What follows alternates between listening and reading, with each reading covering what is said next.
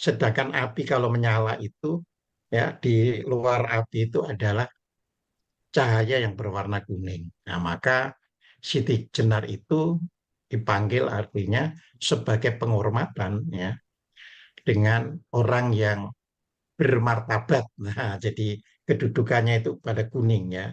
Itu kuning itu lambang martabat spiritual yang sangat tinggi, ya. Lalu orang mencoba menggatuk-gatukkan nama itu dengan Zunar, ya. Jadi Zu itu pemilik, Nar itu api, ya.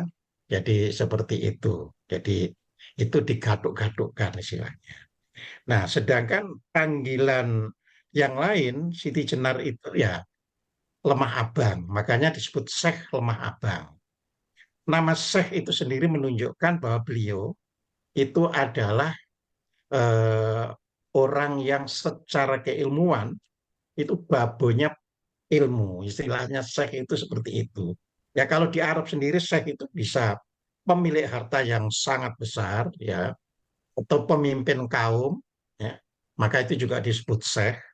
Atau para profesor itu juga disebut Syekh, ya, kayak di Mesir itu gelar profesornya kan Syekh Ahmad siapa, jadi seperti itu, ya, jadi itu sudah gelar puncaknya.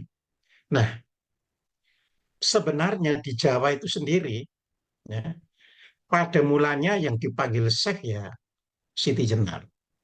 Lalu siapa nama Siti Jenar? Nah, itu sebenarnya tidak ada yang tahu. Cuma Pak Agus Sunyoto almarhum itu meneliti sejarah, menurut beliau itu namanya Abdul Jalil, ya. Itu Pak Agus Sunyoto. Jadi kita bukan memasalahkan itu benar atau salah, cuma dari Pak Agus Sunyoto demikian. Namun saya kalau mengikuti Pak Agus Sunyoto berarti Siti Jenar itu dari Cirebon.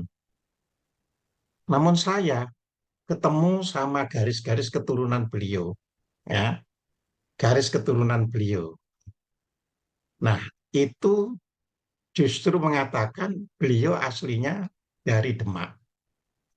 Jadi dari Demak aslinya itu, gitu loh, ya.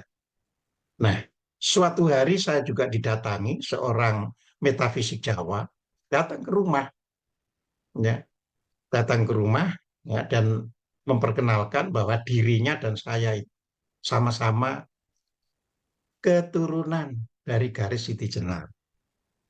Jadi didatangi, jadi gitu. Ya, ya. Dan saya sebagai tamu ya terima hormat sebagai tamu.